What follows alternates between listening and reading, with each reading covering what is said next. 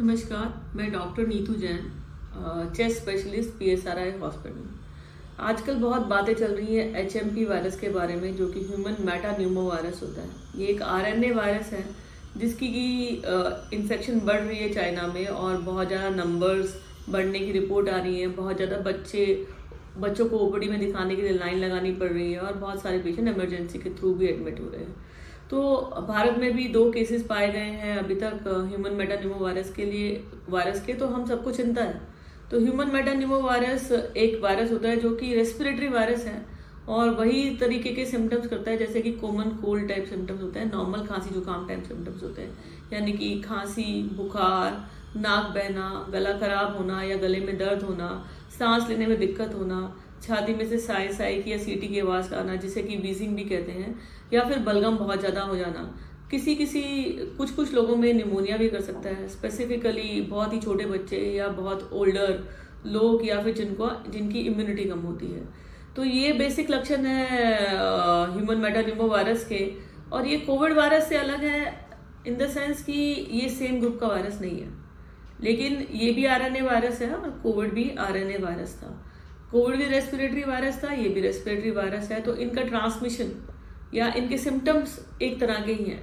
तो इससे बचने के लिए हमें वही यूजुअल प्रिकॉशन लेनी चाहिए, जैसे कि हाथ बार बार धोना, मुंह पे नाक पे हाथ नहीं लगाना, बार बार अगर खांसी करनी है तो मुंह पे हाथ रख के या मुंह पे कपड़ा रख के खांसी करना, मुंह और नाक को कवर करके रखना, चाहे मास्क से या किसी कपड़े से।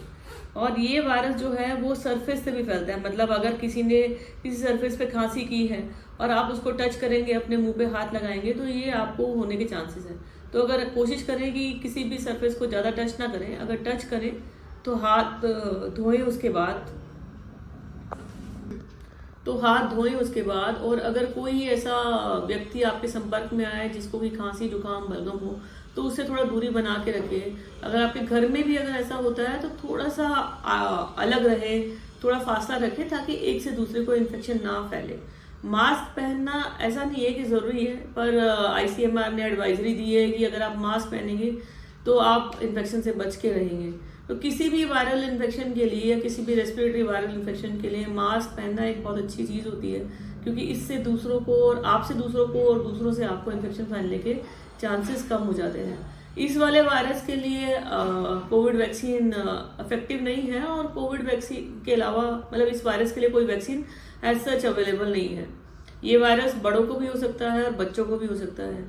छोटे बच्चों को और ओल्डर देन 65 ईयर्स यानी कि 65 साल से अबव जो लोग हैं, उनको होने के चांसेस ज़्यादा होते हैं। इसके अलावा इम्यूनो कॉम्प्रोमाइज लोग, यानी कि जिनकी बीमारियों से लड़ने की क्षमता कम है, जैसे कि HIV के पेशेंट या ऑर्गन ट्रांसप्लांट के पेशेंट, या फिर जिनको कोई कीमोथेरेपी चल रही है, ऐसे लोगों को सीवियर डिजीज होने के चांसेस ज़्यादा हैं। तो ये वायरस एज सच सबको अफेक्ट कर सकता है, यंगर लोगों को अफेक्ट करने के चांसेस थोड़े से कम है। तो इसके बारे में अभी बहुत लोग ये प्रेडिक्ट कर रहे हैं कि कोई पैंडेमिक होगा, तो इसका पैंडेमिक होना अनलाइकली है, क्योंकि ये कोई ऐसा वायरस नहीं है जो कि पहले नहीं था। हर साल विंटर में इसकी इन्फेक्शन होती है, इतने नंबर नहीं होते जितने इस वक्त चाइना में है। तो ये अभी ये सोचना कि इसके कारण एक एपिडेमिक हो जाएगा, पैंडेमिक हो जाएगा, या हमें कोई लॉकडाउन की जरूरत पड़ेगी, ये सब बातें गलत हैं। और ऐसा नहीं लगता कि इस वायरस को रोकने के लिए हमें कोविड की तरह एक्सट्रीम मेजर लेने चाहिए या कोई लॉकडाउन फोर्स करना चाहिए। ये भी हो सकता है कि चाइना में ये वायरस का नंबर इसलिए बढ़ रहा हो क्योंकि चाइना लंबे टाइम तक लॉकडाउन में था। तो कोई भी इन्फेक्शन जो बार बार होती है उससे आदमी इनहेरेंट इम्यूनिटी डेवलप कर लेता है। तो क्योंकि चाइना में बहुत टाइम से लॉकडाउन के कारण लोगों को एक्सपोजर नहीं हो पाया किसी भी वायरल इन्फेक्शन से, इसलिए वायरल इन्फेक्शन इस सीजन में ज़्यादा हो रहे हो। ये एक कारण हो सकता है कि नंबर्स इतने ज़्यादा हैं, पर फिर भी स्थिति क्लियर होगी वक्त के साथ। लेकिन अभी ऐसा नहीं लगता कि लॉकडाउन जैसे एक्सट्रीम मेजर्स की जरूरत पड़ेगी। धन्यवाद।